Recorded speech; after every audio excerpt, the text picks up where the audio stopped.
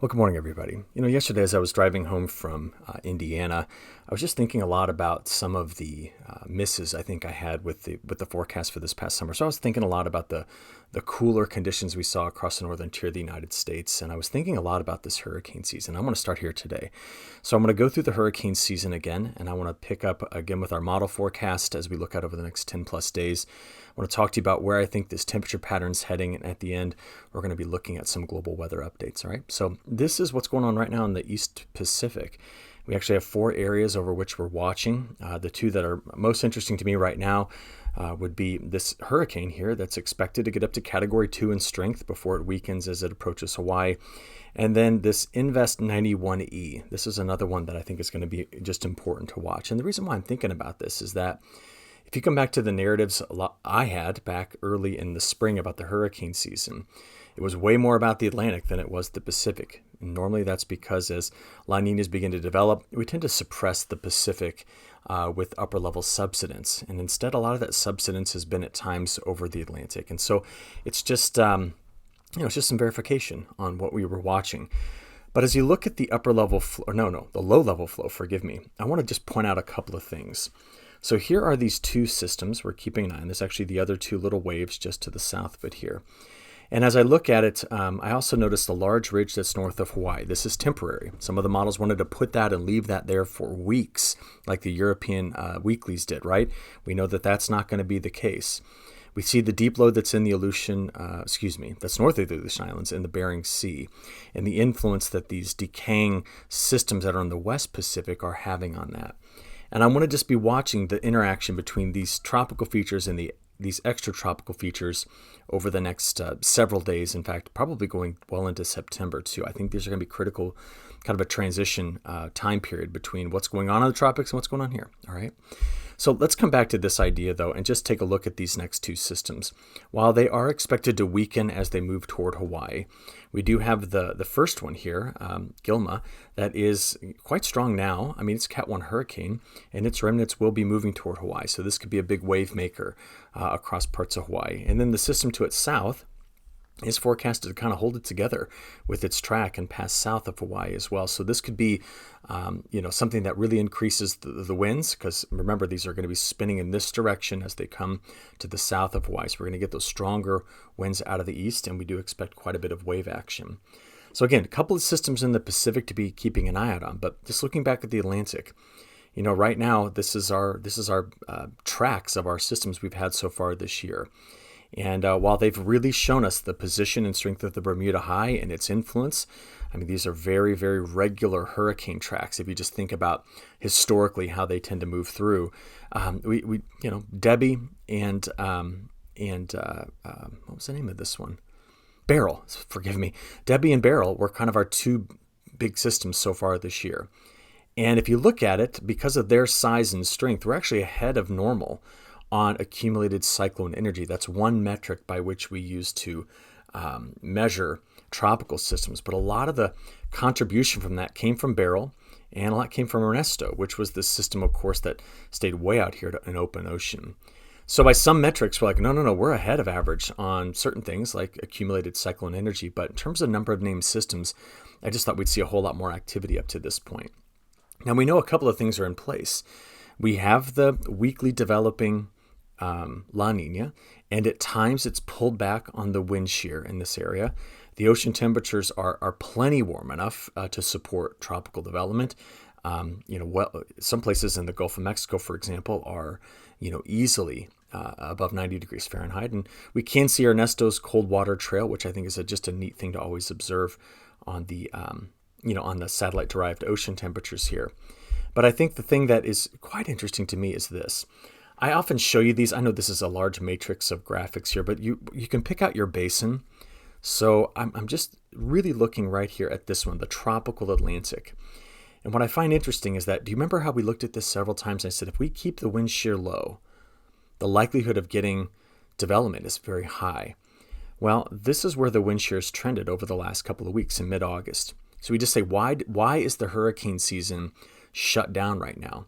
When you have this much shear, those African easterly waves that roll off of Africa, they're low pressure waves. They tend to form these clusters of tropical thunderstorms that become tropical storms. Well, it's hard to keep their heating concentrated when the wind shear is high and spreads it all out. And this is part of what's going on.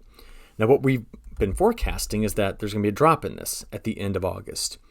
And we know that the MJO is going to start to move around, taking the lid off things.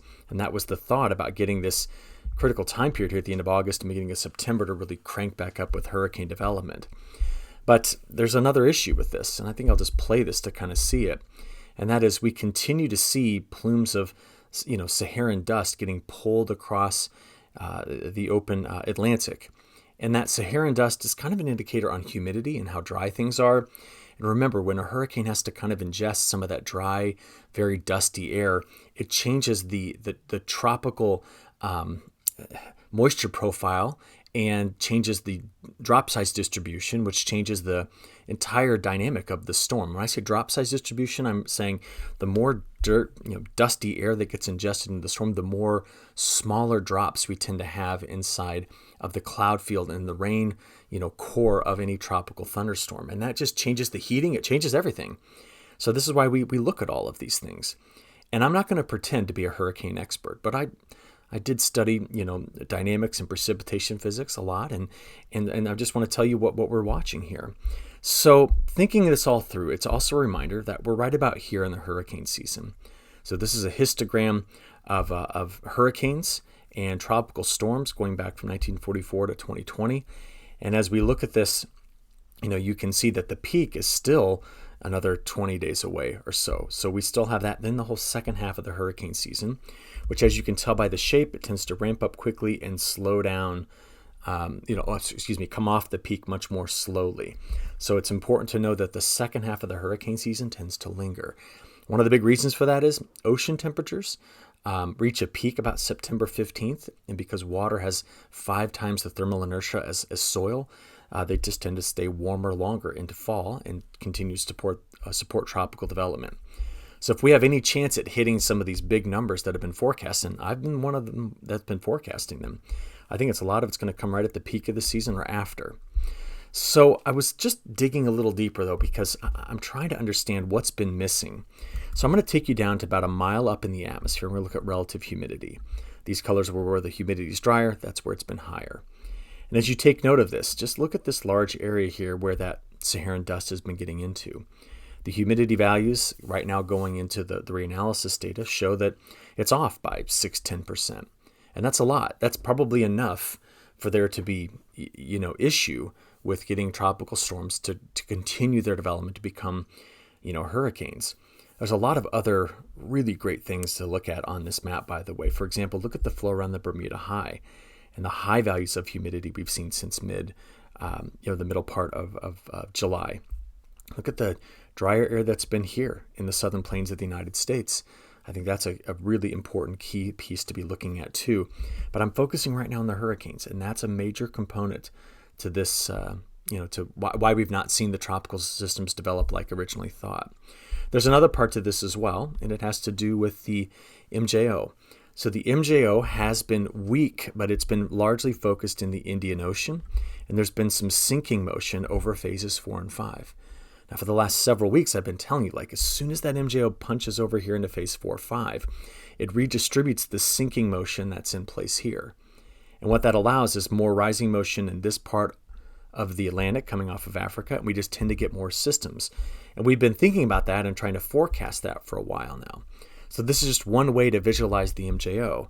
If you just follow the line I'm about to draw, that's where we expect better rising motion to move. So out of the Indian Ocean, just follow the line here, and over toward the maritime continent. And what the expected outcome of that is we're going to shift around and weaken the upper level subsidence. Now, you know that I've been kind of saying that this is going to start, 4 days from now. I picked the 25th, 26th, 27th as the start of this. And unlike, other forecasts, I'm going to have to kick the can down the road a little bit on that because our models are still not picking up on much development.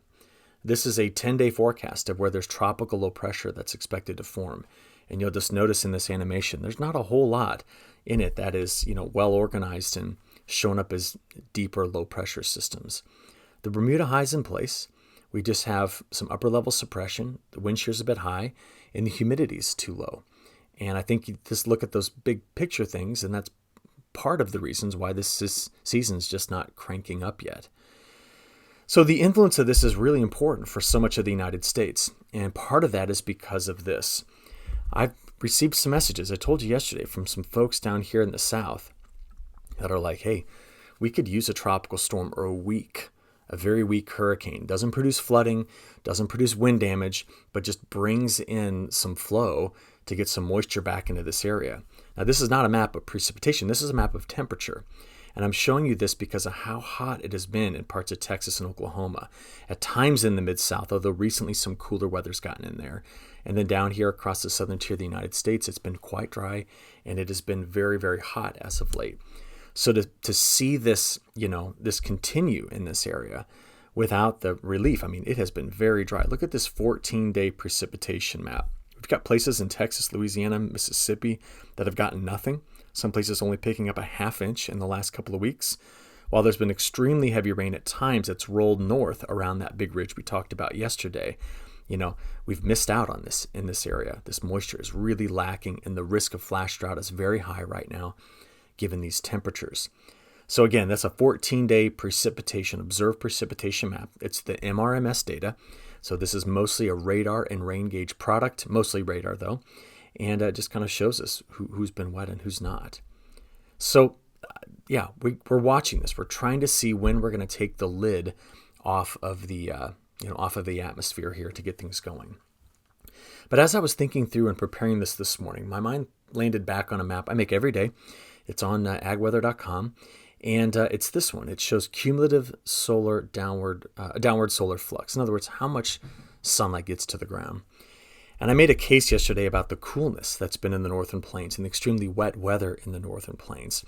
In addition to that, and I know crops are struggling here, we have got less than normal sunshine.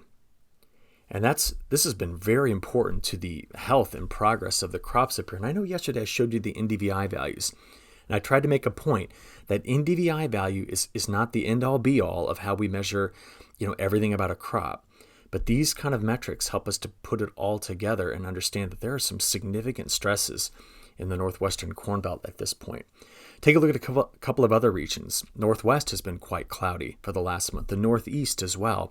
And earlier this week, we talked about the major flooding that was happening over this past weekend and early this week, like around in Connecticut, and some of these heavy, heavy rainfall events that have added, in some places, over 10 inches of rain during that time frame.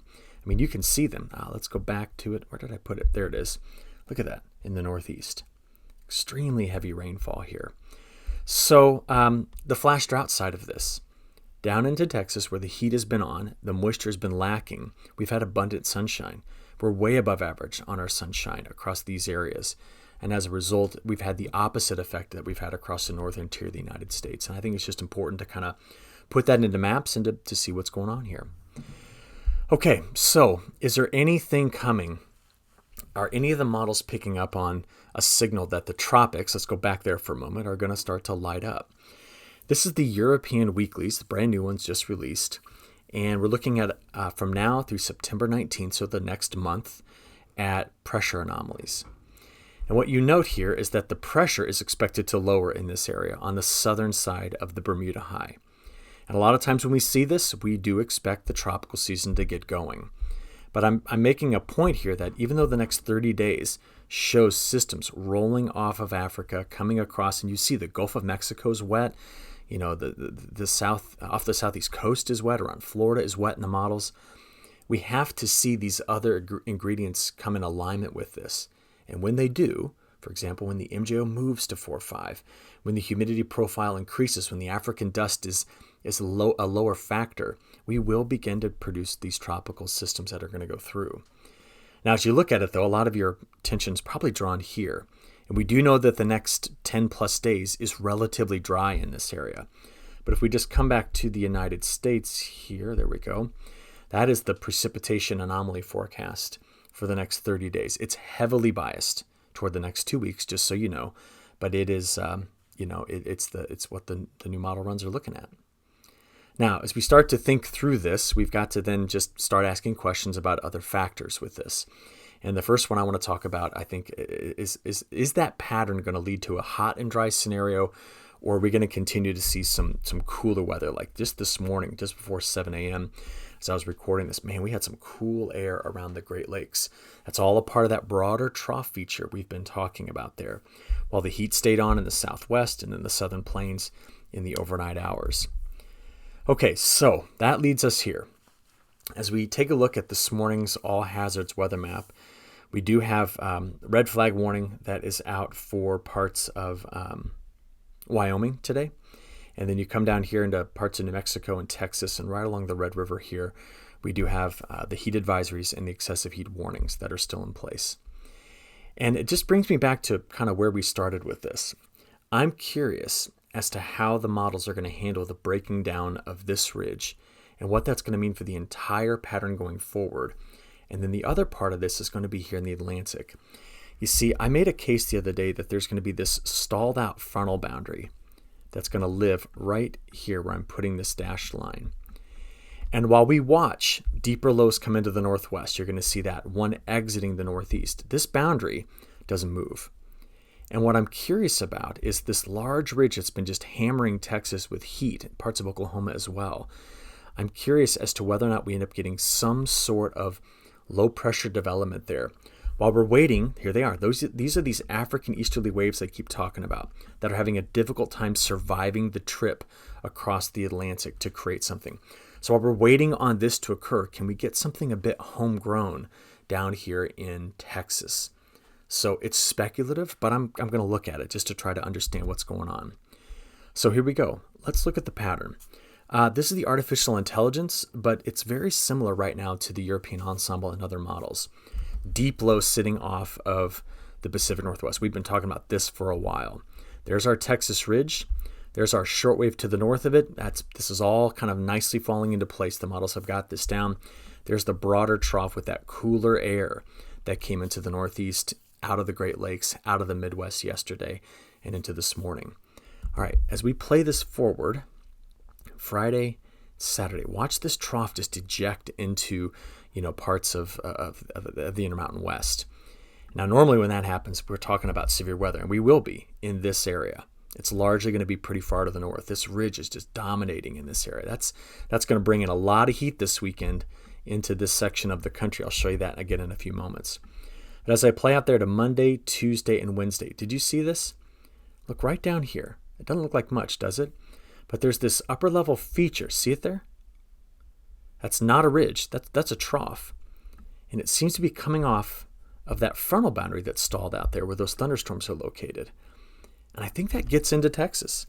This is next week, but there is something there. And at that point, while the ridge kind of has its greatest influence towards the Great Lakes, this thing just sneaks around the southern side of it. And we get flow in these waves running over the north, which is what's going to keep the Canadian prairies so very wet as we look forward in this forecast. Now, we have questions, right? We saw in the models at the end of the month, they continue to want to drop some sort of a trough feature out of the plains into the Great Lakes, into Ontario, and that's going to drop the temperatures beyond about day 10 in that area again. So the heat that's coming in that we need in the northern plains in the upper Midwest isn't going to last long. It seems as though it's a 5, maybe 10 day long event, and then we cool things back. Maybe it's not even that long. Maybe it's about a 7 or 8 day long event, and we cool things back off here. So there's some neat stuff going on in this pattern, and as we continue to say, the farther out we go into September, we end up getting that trough. So remember, right now, look at this. There's a big ridge there. And what I'm saying is we know it's not going to last into September based off of model trends. So at that point into early September, this is where things are going to get quite interesting. If we get western U.S. troughs and they stay, something stays here, this will actually open things up to get tropical systems into the Gulf of Mexico again. So I'm watching all of those pieces right now, trying to get them stitched together to make a story. And it's what's limiting my ability to see much beyond the next couple of weeks. And I've been telling you, I've been struggling trying to figure out how is all of September going to play out. So let's get into it. Here is this morning's satellite imagery, and it's neat to see some of the smoke on the backside of this upper level low that's leaving the northeast. If we come back to yesterday, a lot of cloud cover in the Midwestern United States. You can see a few isolated storms, but the biggest ones were down here in parts of Colorado, New Mexico, coming out of Arizona, Utah, and then large complexes. Oops, got a new bit of data in this morning. Large complexes of storms rolling through parts of Montana. See them right there. Okay, still have some more smoke on the back side of this, but the last 24 hours of total accumulated precipitation are seen here. So there's your isolated storms. There's your rain from that cloud shield I mentioned a few moments ago. Here's the low exiting, and there's that stalled out frontal boundary right in through here. Okay, today the storm risk is in eastern Montana. It is also here in this side of North Dakota, and it will extend farther to the south, all along kind of the high plains, western plains, getting into Colorado. Tomorrow, this moves right through this region as this front sags. And then by the time we get into the 23rd, isolated storm chances here and here. Okay, the model this morning I think was pretty well initialized. I'm recording this about 6:40. So as I just kind of animate the radar here, the national radar, just keep an eye on these features because we want to see if the model found them. And it did. So this is a good initialization. So through the rest of this morning, got some rain moving along the Mississippi. We have the isolated showers in the northeast. We still have some storms that are right here running through the Canadian Prairie Northern Plains. But tonight, that's the corridor we're going to watch right through there for the risk of the strong to severe storms with isolated storms in the southeast and some rain leaving the northeast. We then play this forward into Thursday morning, and what I'll be watching for is any of the remnants of this coming through Nebraska to build their way through parts of Nebraska or into Kansas. And you can even see that the NAM is trying to deliver more rain to the Red River Valley of the North. So that is just through 6 a.m. on Thursday, playing through the rest of the day on Thursday. We're going to watch again, more storms in this area, but now I want you to watch the other features. Watch here and here. If I go back and forth, you're going to start to see the spin in both of those areas. Can you see it? And what I'm curious about is if we start to develop some tropical low here, while a deep low runs up kind of the Oregon and Washington coast. And that's what's got me curious about the forecast going beyond this, because for the next 7 days, the WPC isn't showing it yet, but I'm watching for something to come in here to hit these really dry acres. See how wet we're going to be in parts of the Northwest, really dominated by elevation. So, for example, the Columbia Basin's not expecting much, but here and here, yes.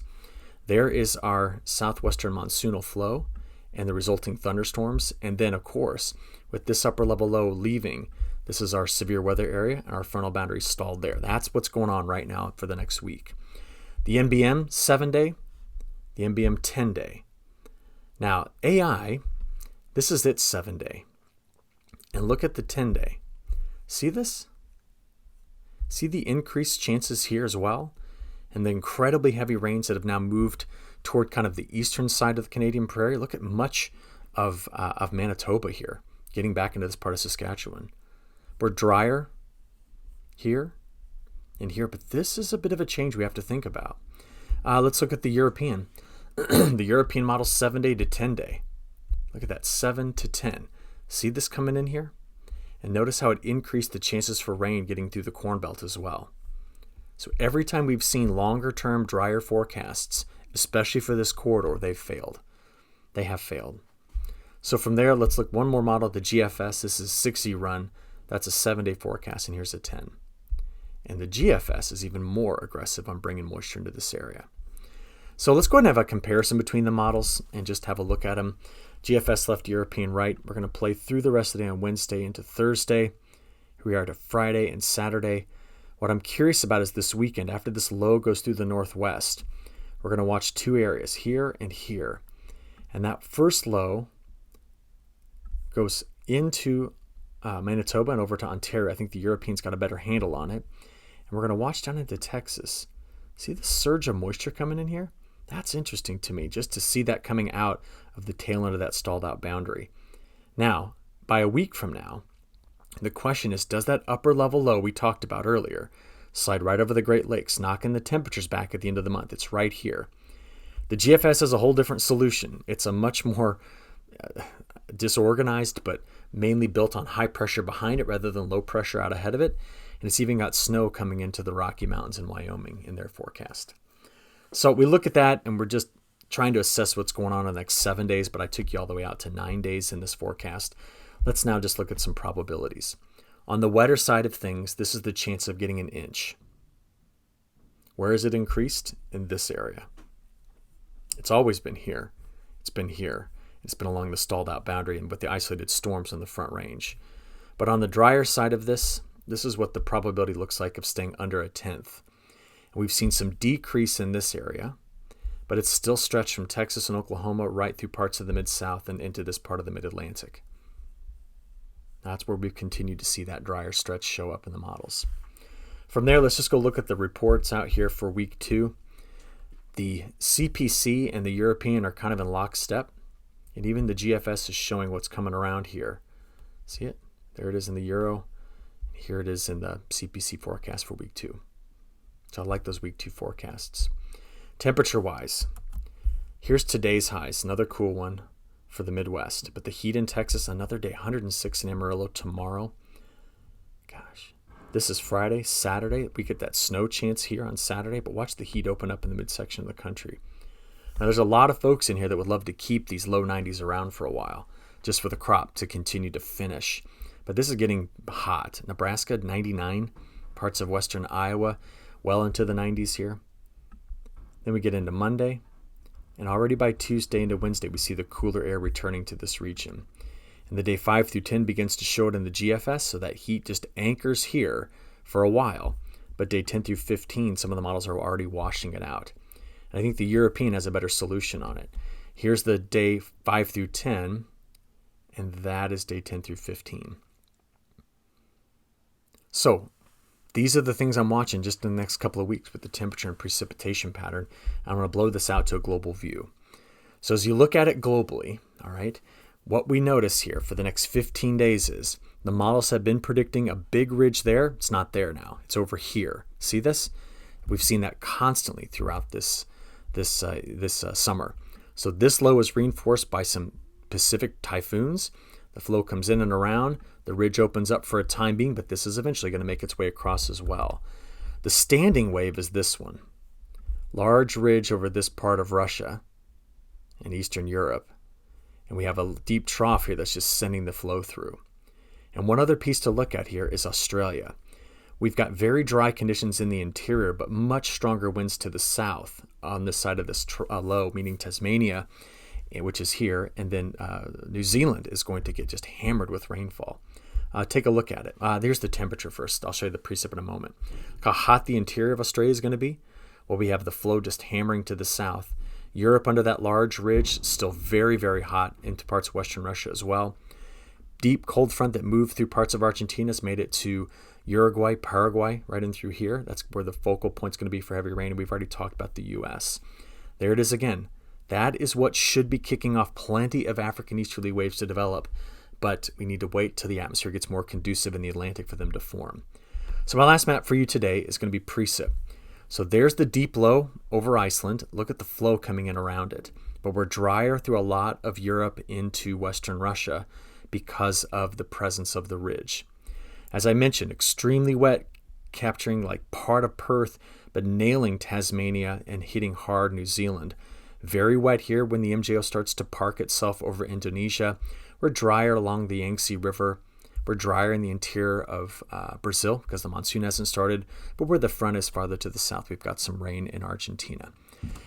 So again, this is the picture I've got painted right now with the weather. We'll just keep updating this, and I'll bring you another report tomorrow morning. Have a good one. Thanks.